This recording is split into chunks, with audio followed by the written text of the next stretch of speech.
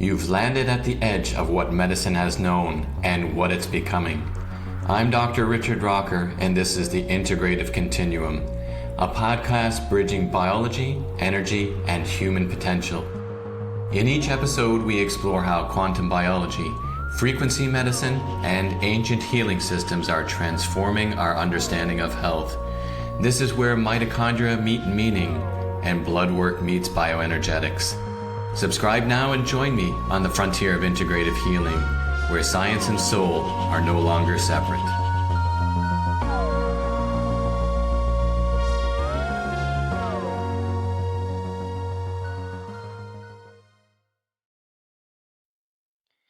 Welcome back to the Integrative Continuum. I'm Dr. Richard Rocker, and in this podcast, we explore the frontiers of health, wellness, and integrative medicine, where science meets practical, real-world healing. Today, I'm honored to be joined by Dr. James S. Nagel, MD, and a few other letters we'll let him talk about after. He's an internal medicine specialist and president of the clinical advisory team for the Women's Hormone Network. Dr. Nagel has been a leader in anti-aging medicine, regenerative functional longevity medicine for decades. He founded Quality of Life Medicine for Health and Wellness in Chico, California back in 1999, and has since been at the forefront of lifestyle and preventative medicine, partnering with patients to prevent disease and restore vitality. He also helped develop the Physiological Restoration Protocol with the Women's Hormone Network, pioneering true physiological estrogen replacement to prevent and reverse chronic health issues in women. Looking ahead, he's launching the Estrogen Revolution Physician Education Platform at the end of 2025. Our topic today is real physiological estrogen homeostasis, the new frontier in BHRT, a groundbreaking approach that challenges conventional thinking on hormone replacement. Dr. Nagel is also the author of several influential works, including Estrogen, A Girl's Best Friend, Estrogen Matters, and The Menopause Myth. So let's dive into this fascinating conversation with Dr. Nagel. Dr. Nagel, welcome. I'd like to start with your journey. What drew you into internal medicine, anti-aging, and ultimately into women's hormone health? All right. Well, obviously, I always wanted to be a physician. I watched my first surgery at the age of 7 and started assisting in surgery when I was 12. So once I got into medical school, I realized I didn't really like hanging out in the hospital much. So I decided to do internal medicine, which gave me a very broad foundation with which to launch whatever type of practice I wanted to have. And my passion really was always preventive medicine, I guess. I wanted to be able to assist people with their health and optimize their lifestyle and their health for longevity. So I think internal medicine gave me a very good foundation for that. I eventually found the American Academy of Anti-Aging Medicine and became certified in anti-aging regenerative medicine, and also was certified in a number of other areas with them. And over the last 25 years, I've been practicing basically functional anti-aging regenerative lifestyle medicine, which we can call it that, in Chico, California. Okay, so you founded Quality of Life Medicine for Health and Wellness in Chico, California, just as you said, back in 1999. So what was your vision then, and how has it evolved? All right. So clearly, there's been a huge evolution over time. You start out at point zero with the passion and desire to help provide people the highest quality medicine that you can. And then as you add tools to your toolbox over time, you eventually evolve into something that is more focused.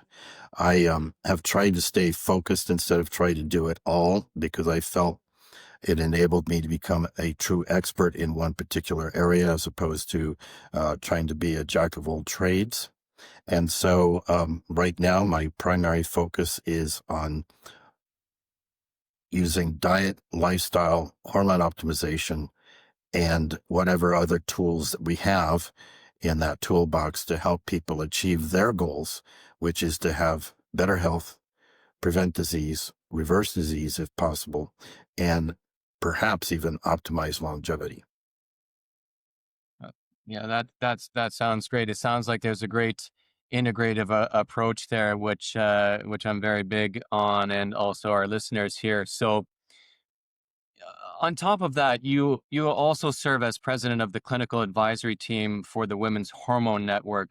Can you share the mission of this group? Yes, their goal is to advocate for women's health, to educate women about the importance of hormone replacement therapy, especially estrogen, for the health of a woman, but also to educate physicians. They actually have a very good training program for physicians. So all you have to do is go to their women'shormonenetwork.org, and you can actually sign up or purchase their physician education program, which I think is top notch. It's a good basic program from which you can begin to learn how to do hormones through that particular approach. And then we do have the Estrogen Revolution, which is kind of my baby, that's going to be launched at the beginning of next year for physicians who want to take it to a higher level and a more practical approach to hormone replacement. Okay, okay, that's fantastic. Sounds like you're definitely keeping busy, isn't it?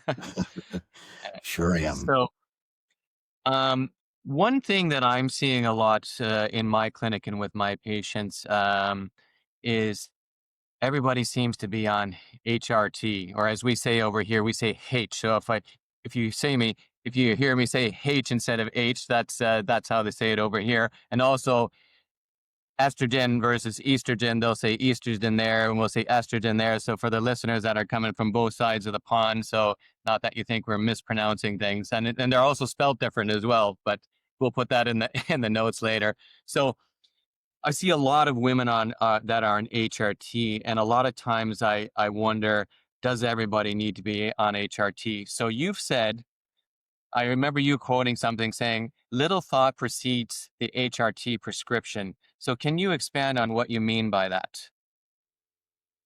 Sure. Great question. There's two fundamental questions that I think are related to that question. One is, do women need hormone replacement therapy? And why do they need estrogen? The corollary to that question is, how much estrogen should you give a woman? And let's talk about why a woman needs estrogen. So estrogen is there to promote growth, healing, and the repair of the body. And I think sometimes we have forgotten that. The trend has been to pathologize estrogen, leaving the impression with patients and women and physicians alike that estrogen is somehow a health hazard to women. And we've become so afraid of estrogen that we've forgotten its central role at promoting growth, healing, and the repair of the body. There were physicians of the past that claimed that estrogen was the most important molecule in a woman's body. And I think it probably is for many reasons. Estrogen enables all, from the creation and manufacture of thoughts in her brain to the beating of her heart. There really is not a single biochemical reaction that takes place in the female body that is not linked somehow to estrogen physiology and the estrogen receptor complex. So everything in her body is under the control and regulation of estrogen. So every organ system in the female body is a locus of action of estrogen. So if you want healthy eyes, healthy brain, cardiovascular system, bones, joints, immune system, that's all under the regulation of estrogen. So I think the argument can be made that estrogen is really fundamental to the optimization of a woman's health. Now, since every organ system is a locus of action of estrogen, we know that George Papanicolaou kind of established that back in the 20s. You know, he's the father of the Pap smear. Everybody's heard of the Pap smear. Well, they did a lot of research. They were the first to do research in the United States on estrogen replacement.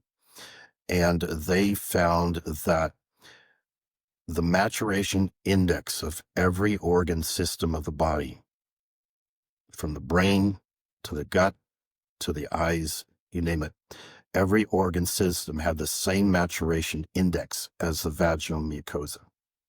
So we know that estrogen influences and impacts through many different mechanisms. We'll talk about that maybe later on.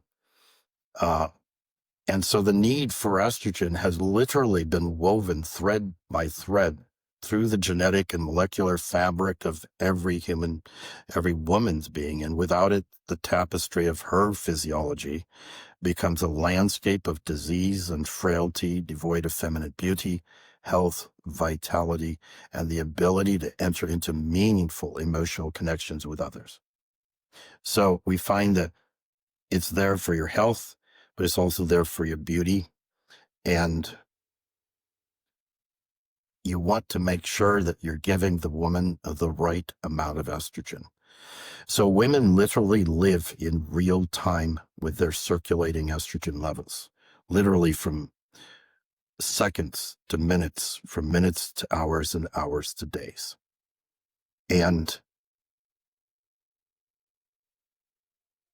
we know that estrogen is interacting with its receptors through thousands of distinct target genes in the nucleus of cells to affect genomic, non-genomic, and mitochondrial localization mechanisms, to affect insulin signaling, substrate oxidation, mitochondrial energetics, apoptosis, and tissue homeostasis. And literally, estradiol can discriminate function across every cell line in the body. And in order to capture all of the signals that we want, it's important to do it in a rhythmic protocol, or ideally in a rhythmic protocol, because that's how you literally capture all the signals that estrogen was intended to communicate. You know that Mother Nature created a template, and that template looks kind of like this. And we find that the closer we adhere to that template, the better it is for the patient, both clinically, but functionality wise. So estrogen is released from the ovaries into the bloodstream in a wave-like rhythmic pattern over the course of her 28-day cycle. And of course, it interacts with the brain, uterus, and all other tissues of her body.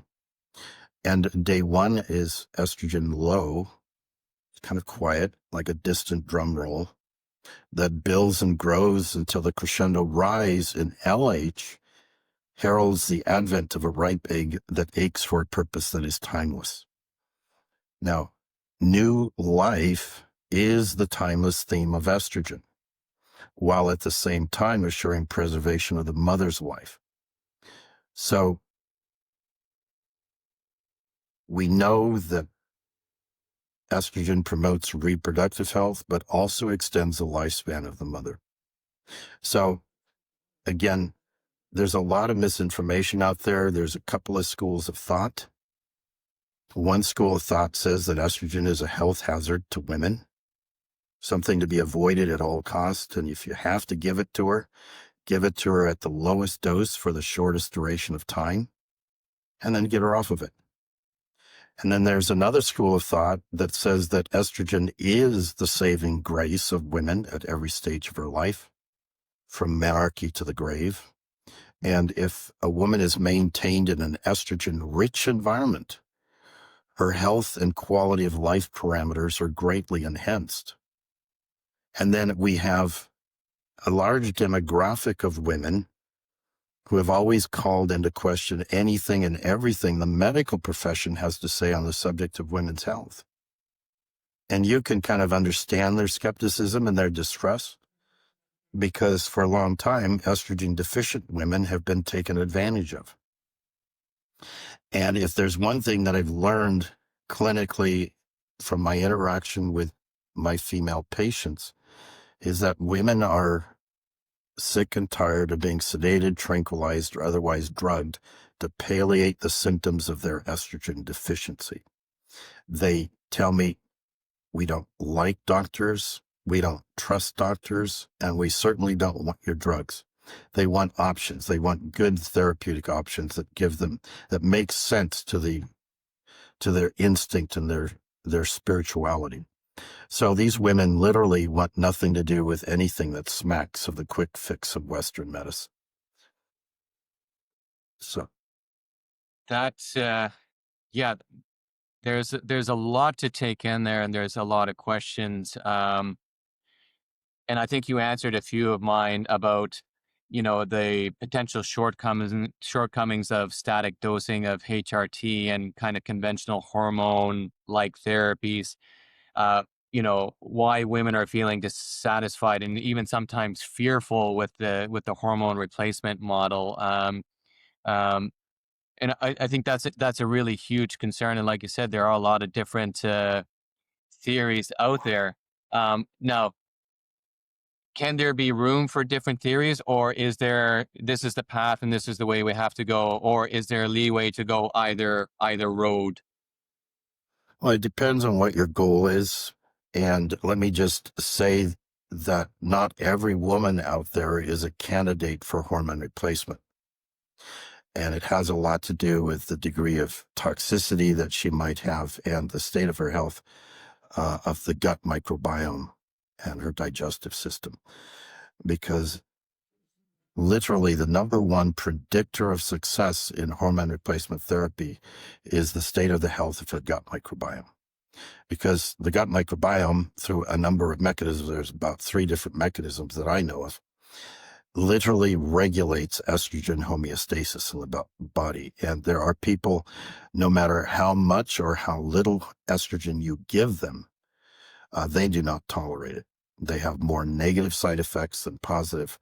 And those people need a prolonged attention to diet, lifestyle, and reprogramming of their gut microbiome so that you can reestablish gut function and health. Because without that, they will not tolerate it. So having said that, not all women are candidates for hormone replacement. Now, there are women who are only interested in symptom management. All right, so vaginal dryness, hot flashes, that's what they're interested in. They want to be able to sleep a little bit. And you can give them low dose static, and that's perfectly fine. That's their choice.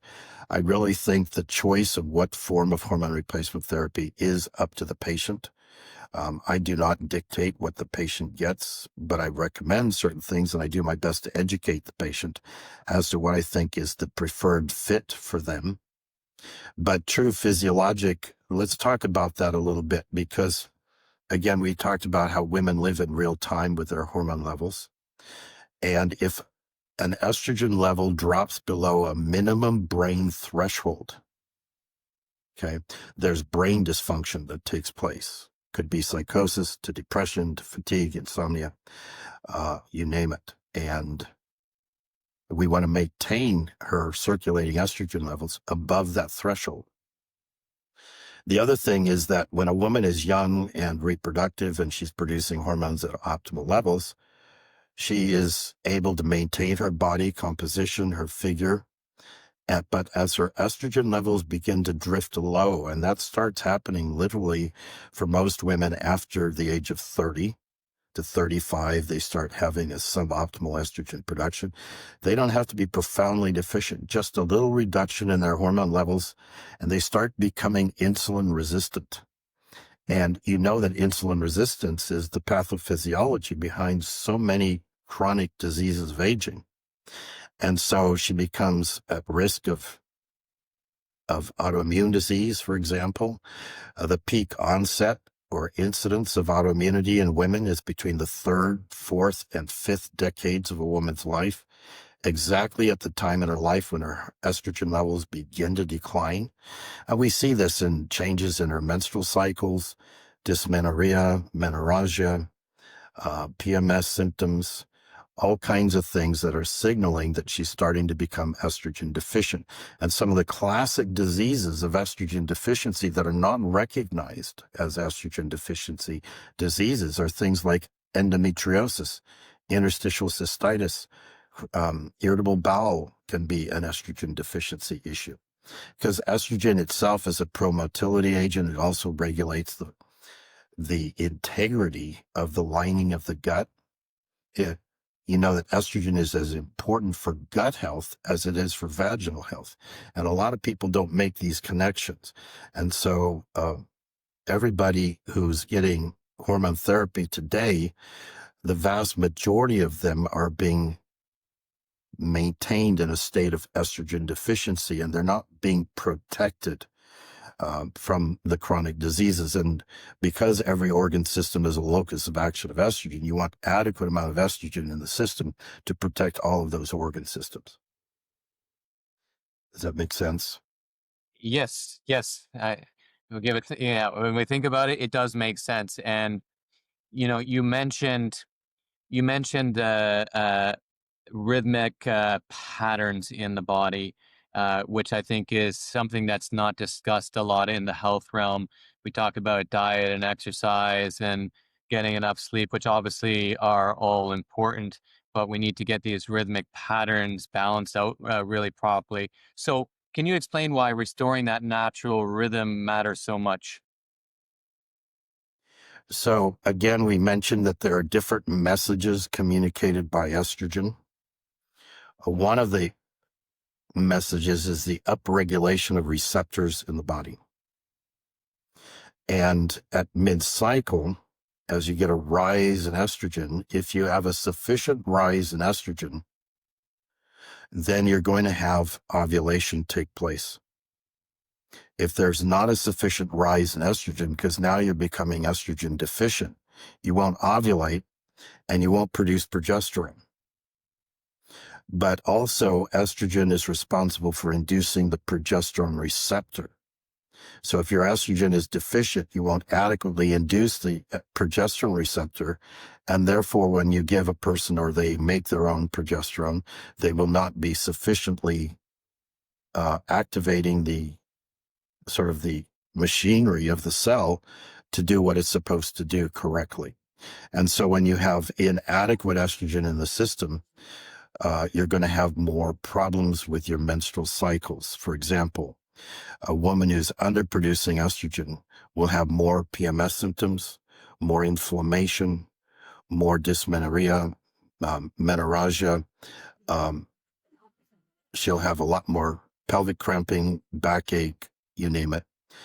And all of these are symptoms of inadequate estrogen.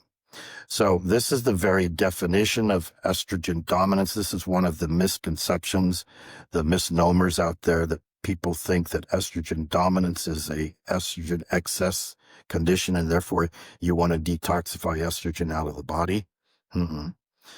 Estrogen dominance in a functioning reproductive female is always estrogen deficiency.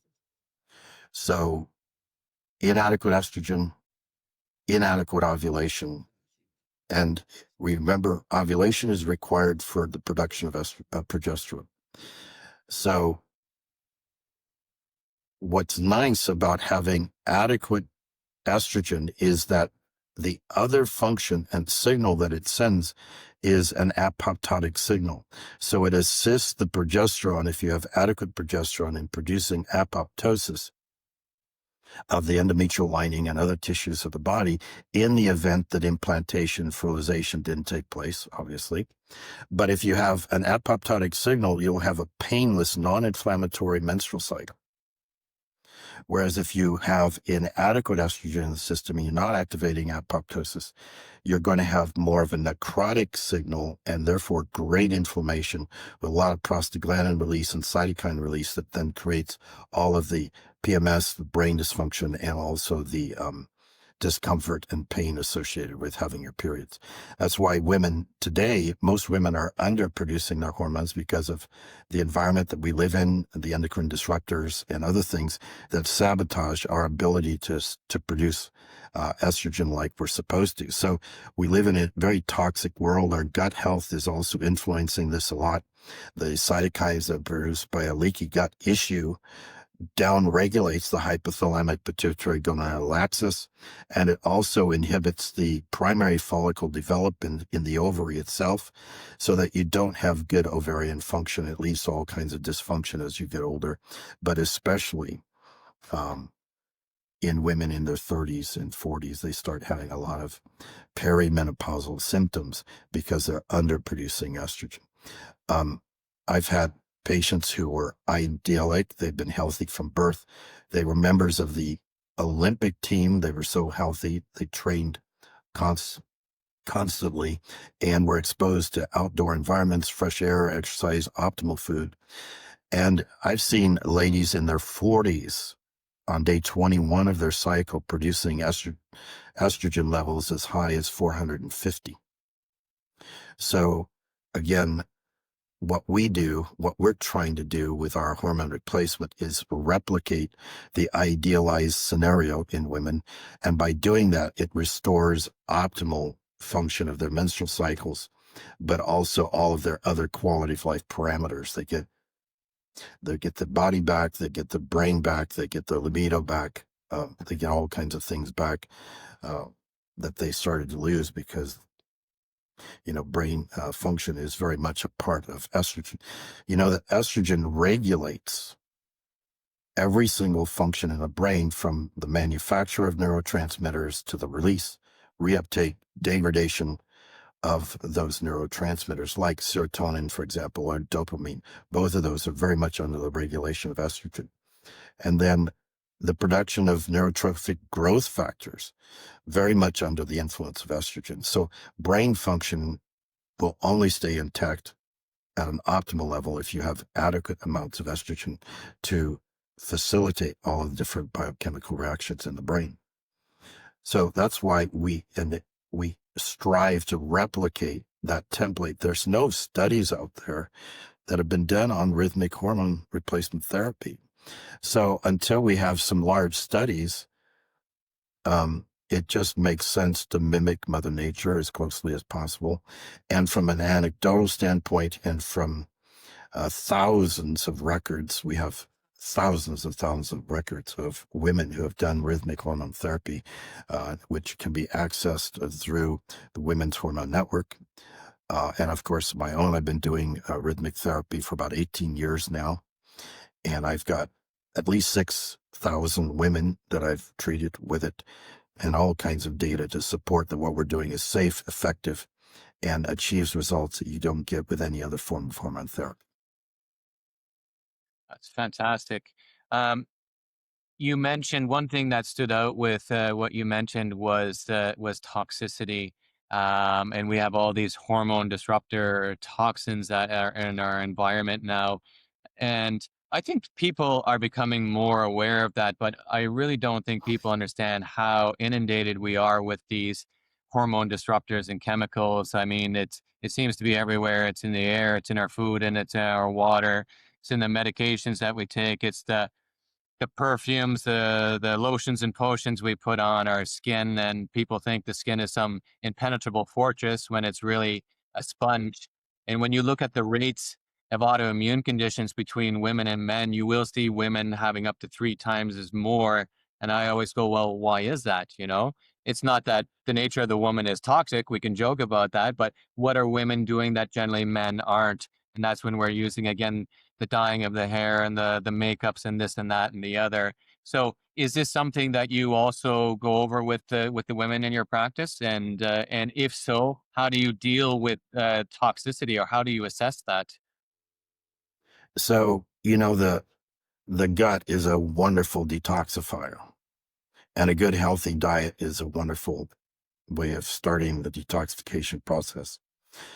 There's a number of great supplements out there that also induce liver enzymes to facilitate liver detoxification, because the liver gets burdened. It can't clear the toxins from the body very well, but also having a good, healthy diet that optimizes gut microbiome is a great way to detoxify, and making sure people get lots of hydration, lots of fluid, but sleep is probably one of the biggest areas of detoxification.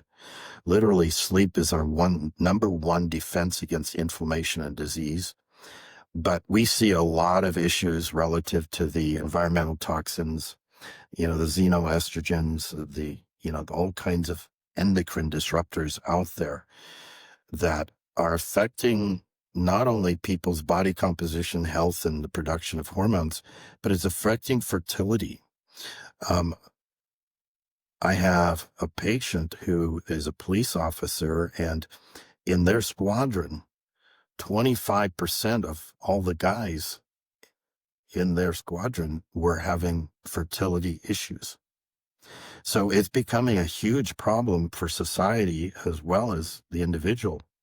And so anything that you can do to clean up your diet, environment, and then, of course, optimize your body's ability to detoxify itself, and then support all of that with optimal sleep, stress management, you name it, all the different pillars of optimal health and optimal diet, exercise, all of these things help promote detoxification.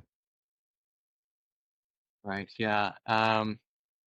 Yeah. It's interesting when a patient comes in and actually gets some proper testing, which I know that you do in your clinics. And I see that also with mine, where we're doing really comprehensive testing, and it becomes quite evident, the biggest factors we're seeing, high levels of inflammation, we're seeing raised cortisol levels, we're seeing lack of nutrients, whether that comes from the diet or does that come from poor digestion and the likes. I think when we get proper testing, that's really essential to that. And obviously, in your case, for getting the rhythmic hormone prescriptions and everything like that, is that something that you do? Are you getting into or is that what you would recommend if somebody's listening? Hey, what course of action should I be doing here?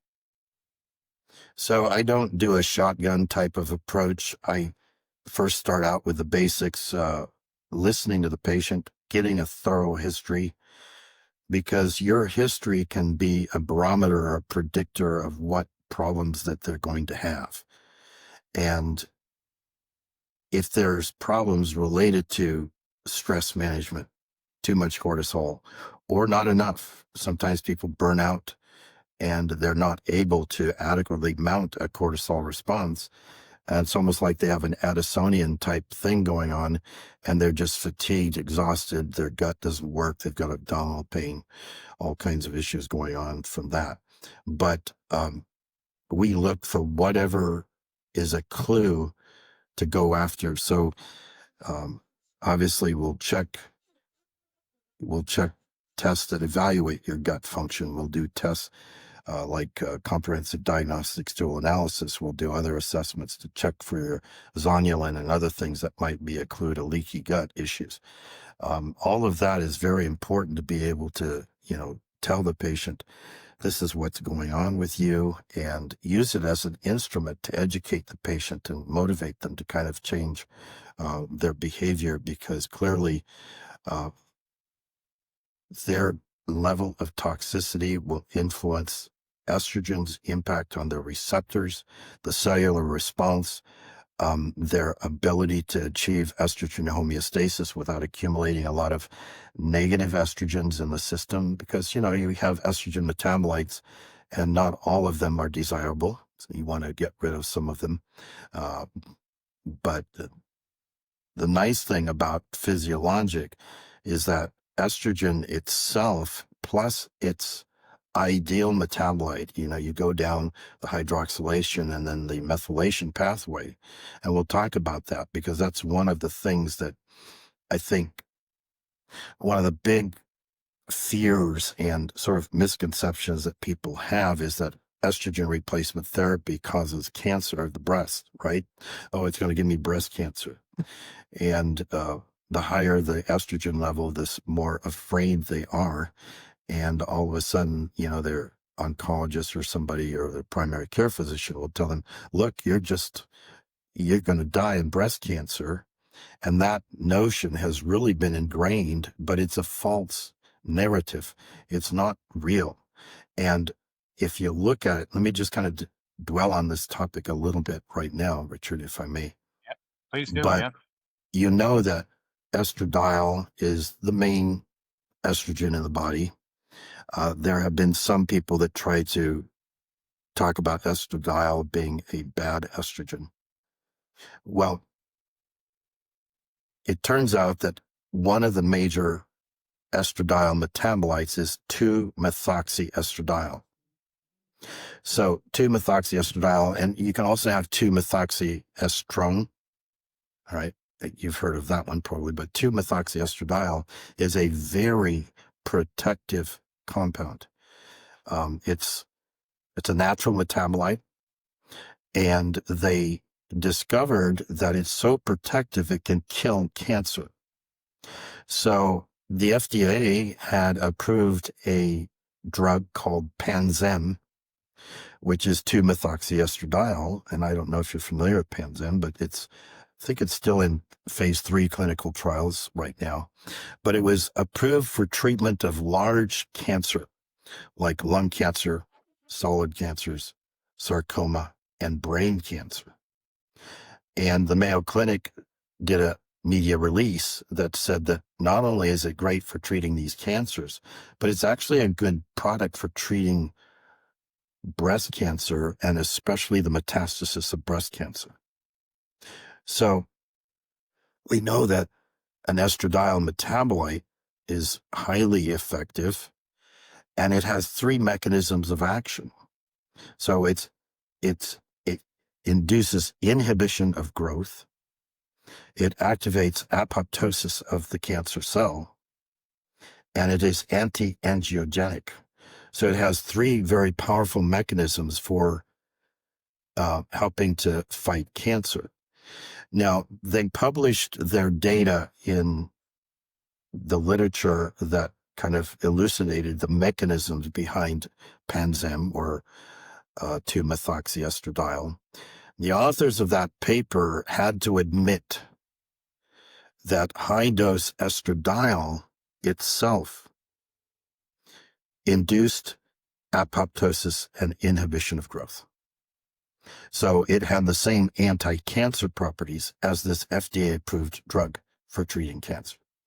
So when, we look at pregnancy, for example, if estrogen was a carcinogen, which many people want to label it as a carcinogen, it's on all kinds of government official lists of carcinogens, believe it or not.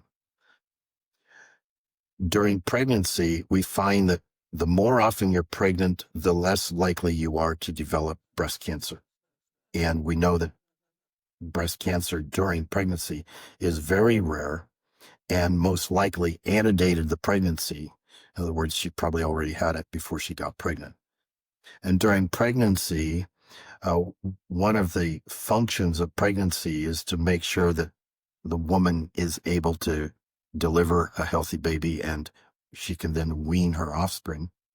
Mother Nature doesn't want her to die while she's trying to raise this child. So during pregnancy, you're more likely to kill cancer, kill any of the diseases. Like most autoimmune disease, whether it's fibromyalgia or rheumatoid arthritis, during pregnancy, it goes away, just vanishes.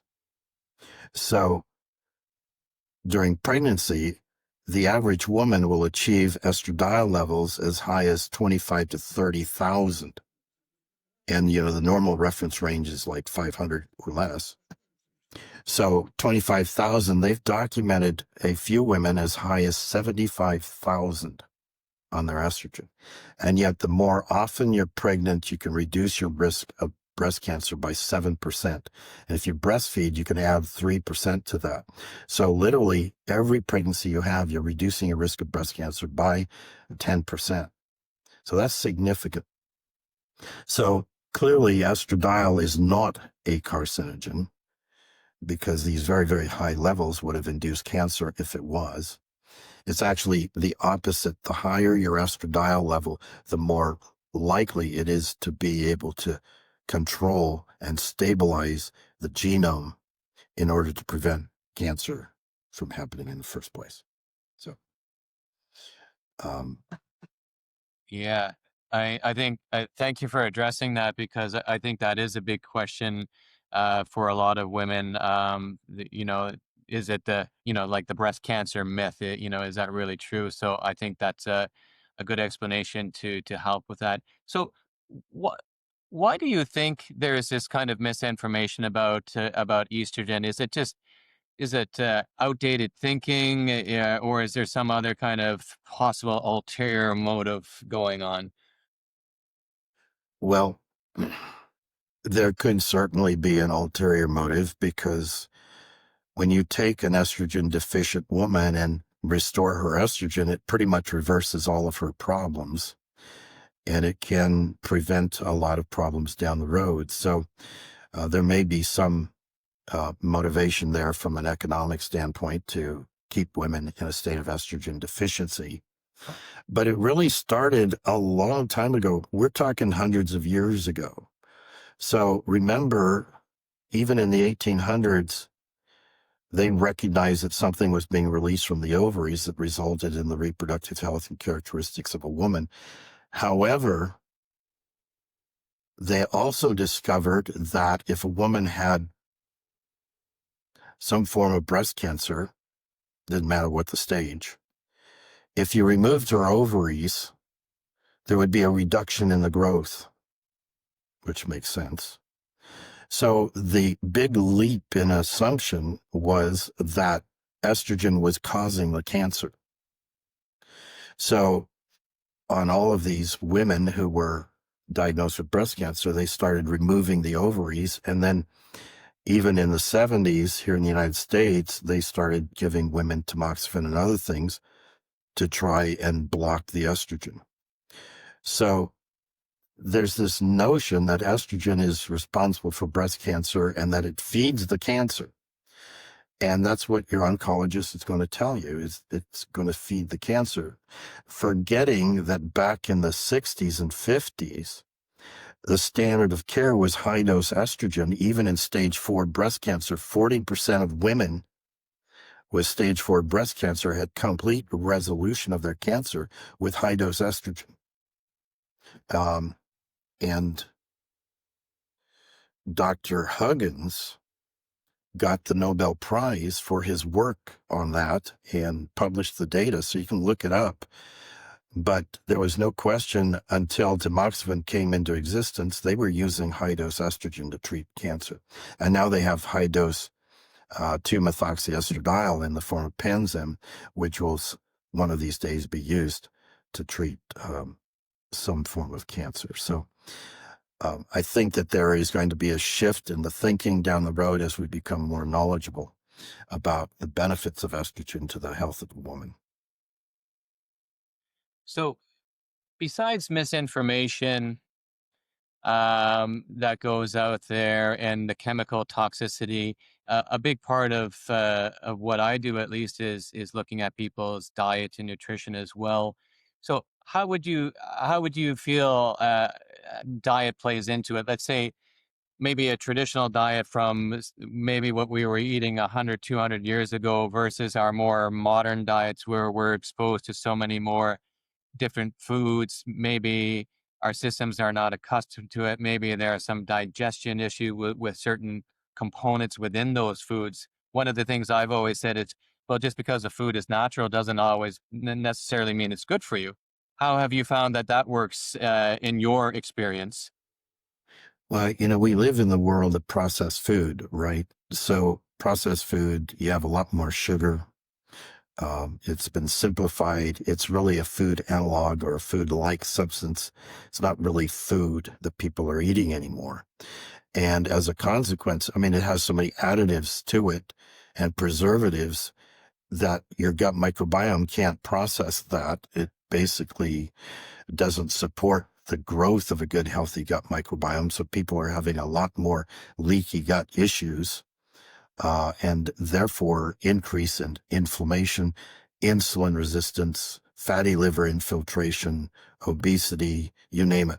All of these different health problems are being driven by the fact that we're eating artificial food. We're not actually eating real food. And the other problem is because of our agricultural techniques, A lot of times the nutritional content and the mineral content and the vitamin content of food is about 5 or 10% of what it was 150 years ago.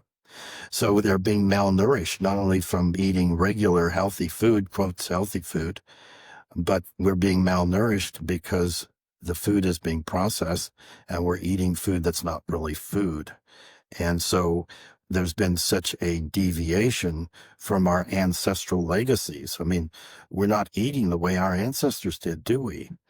And so that contributes a lot to the epidemic of disease that we see today. I think food is a major player, and we've had people going back. Dr. Lane in England was a huge advocate for healthy food to prevent disease and cancer. John Harvey Kellogg was a huge advocate way back 100 years plus ago. They knew that the food modification, the drastic changes in the way people were eating was already contributing to major disease, and it's much worse today. So, Absolutely. Yeah, I always I always say to people, when in doubt, go back to basics. And generally, 80% of the time, you'll do quite well. And it's interesting when we see there's so many heated debates about diet out there, and you have all extreme ends of it. But at the end of the day, I always go, well, let's see what makes sense. Biochemically, what does the body need? What is it made up of? And are you getting enough of that? And generally, when you get people steered in that direction, a lot of their problems will resolve themselves. yeah, it's so true. I tell people basically just eat real food. You know, go and don't let it be canned and processed and, Yeah, I cooked think and destroyed. Eat real food, and that'll transform people's health many times just doing that. I think it's definitely eating real food. And I think in this day and age, everybody is in such a hurry. We're rushing, rushing, rushing. That's why fast food is really taking place a lot in people's diets.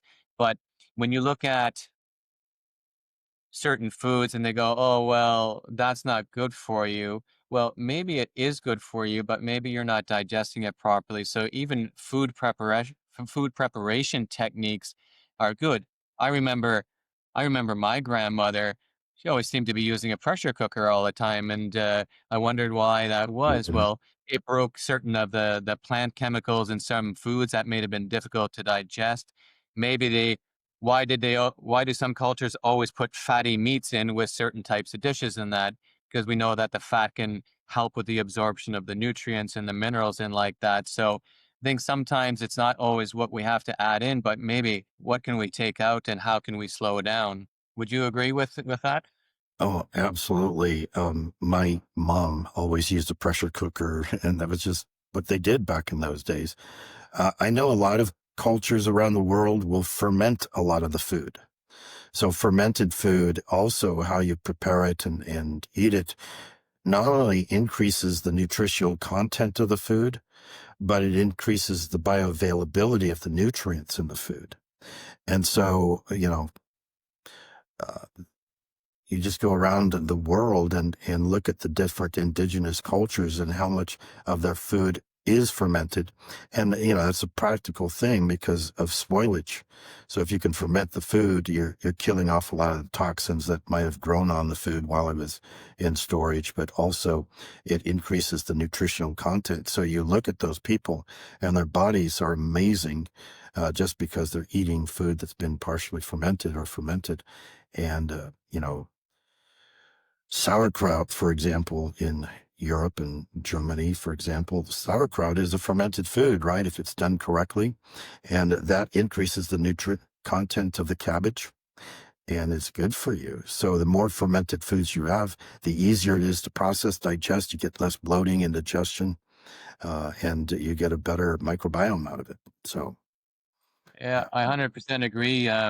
From talking from my own personal experience of having gut issues in the past and like really bad bloating, when I reduced certain foods and then most of my vegetables, I made fermented vegetables. So yes, I do eat sauerkraut and I eat kimchi and the likes like that. I don't eat a whole plate of it because that could be too much, and you might get an Uh-huh. opposite effect as well. But um, I think even when you look in certain blue zone countries, which I have some different theories on that, but when you look at those, so let's say you look at the Japanese and the Koreans, and that they always have a small amount of fermented vegetables, but it's a small amount. It's not a huge amount, and they have fatty proteins because again, the fats are important for the absorption, and we become scared to eat fats because everything is lean, lean, lean. If you're going to eat protein, make sure it's lean, but we fail to realize that there are nutrients in the fat that help to absorb the nutrients in the protein, which then will have an influence on your mineral absorption. Right. Yeah, I agree with you completely. I think, the fat soluble vitamins are so important for maintaining the integrity of the lining of the gut, for absorption of minerals. You're absolutely right. And also for directing those minerals in the body to where they're supposed to go.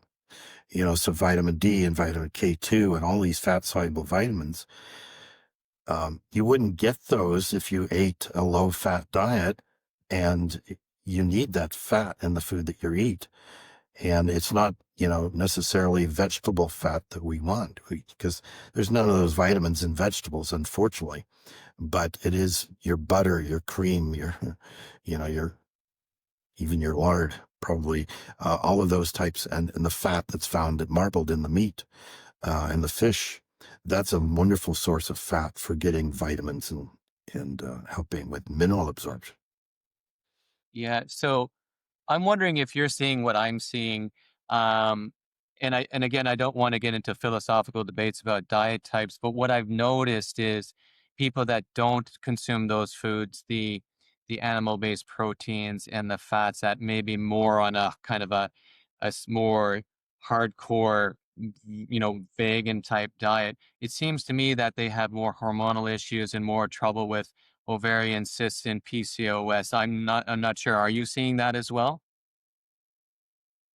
Some of my more challenging patients from a health standpoint are the vegans. They come in, they're exhausted, they're nutritionally depleted, their iron levels or the B12 levels are very low sometimes. And it's very difficult to turn those individuals around if they're not willing to broaden their diet a little bit and have a more diverse, healthy diet that contains the nutrients that they need to function the best. And yes, from a hormone standpoint, again, still very difficult to optimize their hormones when they have such a restricted diet. Yeah, no Yeah, question. yeah, yeah. It's great. I always seem to remember when we were studying the HPA axis, and I always remember biochemical pathways showing certain B vitamins and cholesterol and LDL in order to get into make your pregnenolone, your kind of your master hormone. And I always thought, well, if we're not eating those, then aren't we going to have hormonal issues and problems? And I think that matches in just what you've been discussing. Oh, no question. And we need that fat. I mean, every cell wall has cholesterol and other lipoproteins, and you need that fat, and you're not going to be able to manufacture all of it. I mean, DHA, for example, you're not going to get that from the plant-based diet. You need that from from fish or some other source, right? So, and that's so important for brain health. Um, yeah, so I agree. We need a broader source of fat. And the people that live in the blue zones, for example, they all have some source of animal fat in their diet, and I love butter. I think raw butter is just amazing. It's loaded with it. I call it the nectar of the gods. I mean, it really is Absolutely. loaded with Absolutely. it's Yes. good stuff. It's got all that vitamin A and that vitamin D, and if you get a fermented form of fat, it has the K2 in it, and it's just amazing how your body loves that type of fat, and it's so important for maintaining gut integrity. A lot of times we work on fixing leaky gut, but vitamin A is a wonderful nutrient for leaky gut. And without vitamin A, it'd be That's the retinal form. Just to clarify it, I think for people, right? because some people are assuming that the beta carotene will do the job, and it doesn't do the job. No, it doesn't. It doesn't. I mean, they're because our gut microbiomes are so messed up. I mean, in ancient times, I imagine a person could live off of fruit and stuff and get their, their beta carotenes and so forth, and all of the different, nutrients that could be converted into vitamin A, but not today. Our gut microbiomes are too messed up. We can't depend on that to convert into vitamin A. So you need to have a source of vitamin A, and the fat is the best way to get that. I think one area that we didn't touch on, besides the food and the sleep and the exercise and all of that, is actually our environment. We know that there's a more toxin environment, yet we still need that environment. So when we talk about vitamin D, you know, um, uh, people go, well, I got to go out in the sun and get my vitamin D. I'm going, well, technically it doesn't give you vitamin D, but it's important in the process, right? Because Mhm. that sunshine, when it hits the photoreceptor cells on our skin, it transforms the fatty acids under there into usable vitamins. But there again, if we don't have the proper fatty acids, then how is that going to happen? And maybe this is why we get a lot of people that have really bad issues in the sun when they're getting heat rashes and the sunburn, and that maybe they have the wrong type of fats underneath the skin. So, No, if you have the wrong kind of fat, you're going to have a lot of inflammation that activates the immune response and is not good. Believe it or not, when you're in the sun, you're producing alpha melanocyte stimulating hormone, right? So alpha melanocyte stimulating hormone is a very powerful anti-inflammatory, antioxidant. But if you've got bad fat, you're just cooking away there the type of fat that creates carcinogens that's going to give you skin cancer and inflammation and eczema. It'll make your leaky gut issues worse because, all those skin issues are directly related to what's going on in the gut as well.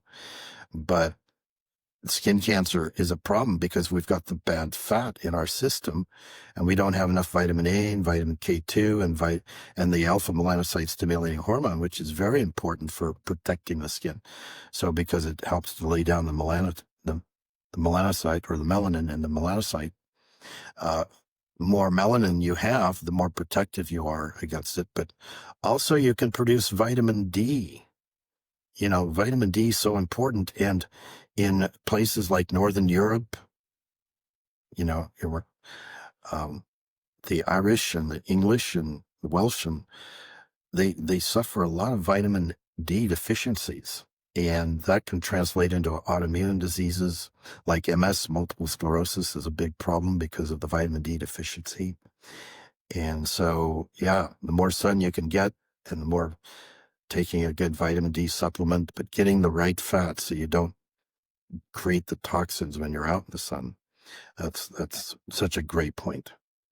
yeah, yeah. So, I think the message here is don't be fat phobic. And Mhm. the kind the kind of the message is, oh, if I eat fat, I'm going to get fat, and I'm going, it doesn't really work that way unless you're eating, you know, uh, mechanically produced fats that are highly inflammatory, and you have a high glycemic diet. Well, then you're gonna have some problems. But if we eat, like we said, real food, real fats, real proteins, balanced out by the right other nutrients, I think we're good with that. Yeah. And then if issues do come up because of our modern time, then this is when we can look at the HRT, kind of thing, with a knowledgeable person that's assessing people properly.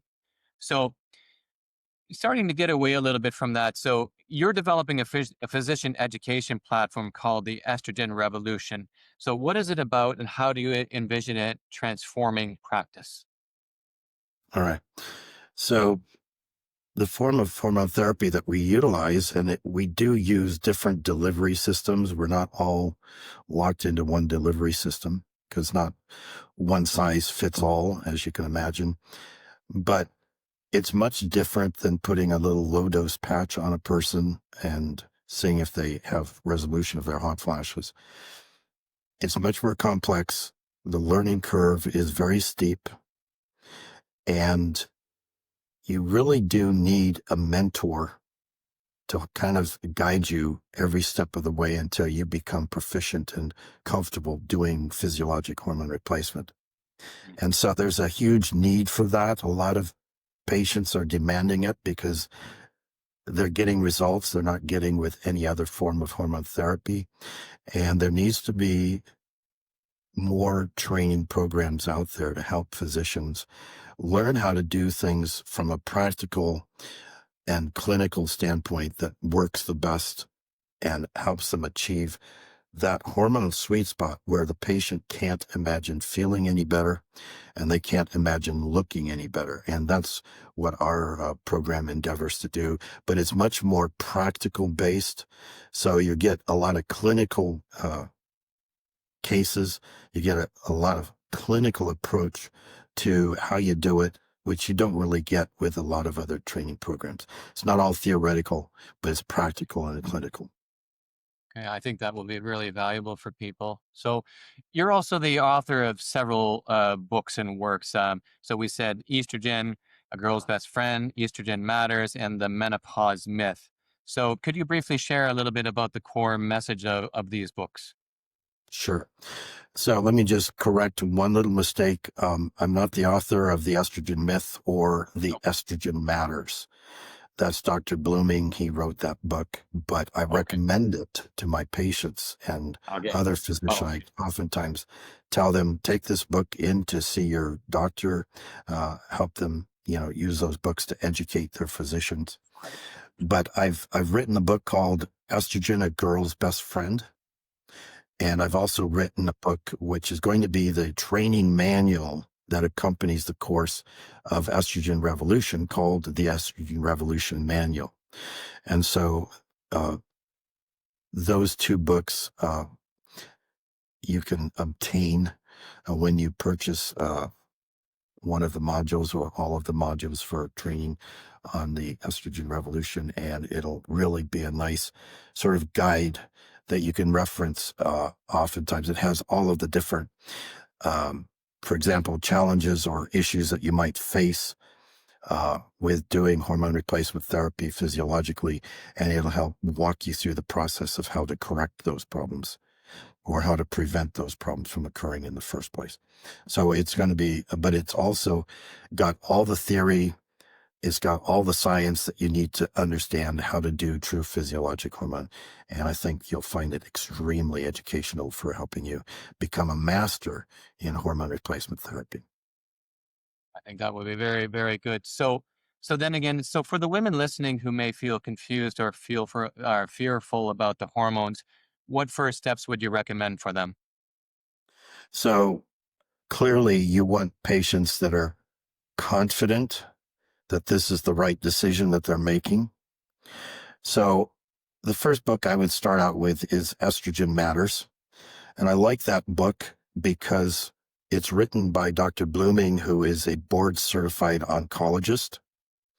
He also is affiliated with academic institutions, and he's the former president of the Southern California Oncology Association. So he's recognized by his peers, he's respected, and he's written a book called Estrogen Matters that really does debunk all of the myths associated with estrogen replacement. So if you want to kind of feel comfortable stepping into hormone replacement, you want to become educated. Educate yourself, make sure that you're well comfortable with the process, and then you can talk with a physician or you can talk to other people who have gone down the path of physiologic hormone replacement therapy and get their perspective. How did they feel? What was their response? What was the journey that they took to get to that hormone sweet spot? And once you're comfortable, but you need to educate yourself to realize that the vast majority of what we've been educated on is misinformation. And it doesn't take long for misinformation to stick and kind of hang around for decades. But the reality is estrogen is beneficial for women. Are there risks? Yes, there are risks, but it is much greater risk to stay in a state of estrogen deficiency than it is to be on hormone replacement therapy. That's fantastic. Yeah, I think I'm going to be getting that book for my own education as well. Where can listeners connect with you and learn more about your work? So I have a website that they can go to. It's jamesnagelmd.com. And also, if they want to get on a waiting list, it is the Estrogen Revolution at gmail.com. So you can write to that individual. They'll get back to you, put you on a waiting list, or you can just go to my website and learn more about it. Super, super, and we'll put that in the show notes as well. So a final thought. So if there's one myth about estrogen you could wipe away forever, what would it be? That it's, the whole scenario that it's dangerous for women. And of course, the number one thing that scares women the most is that estrogen causes breast cancer. And I can tell you there's no evidence whatsoever that it causes it. Might be a co-factor in its evolution, but it certainly doesn't cause it. It's estrogen deficiency that is associated with destabilization of the genome that causes cancer. So you want to be maintaining an estrogen-rich environment for your life in order to stabilize it, stabilize your genome, I should say. Yeah, I had a thought and I lost it. No worries, no worries. Thank you so much, Dr. Nagel, for sharing your insights and pioneering work in the field of physiological estrogen homeostasis. It's been an eye-opening conversation that I know will inspire both patients and practitioners alike to look at hormone health, possibly in a whole new light. And thank you to all our listeners for joining us on the Integrative Continuum. If you found today's episode valuable, be sure to subscribe, share it with someone who could benefit, and leave us a review. It really helps us spread the message. Until next time, I'm Dr. Richard Rocker. Stay curious, stay empowered, and keep walking the path of integrative health. Thank you for joining me on the Integrative Continuum. I hope today's conversation gave you new insights and practical tools for your own health journey. If you enjoyed this episode, please subscribe, share it with someone who would benefit, and leave us a review. It helps us spread this message further. Until next time, I'm Dr. Richard Rocker. Stay curious, stay empowered, and keep moving forward on your path to integrative health.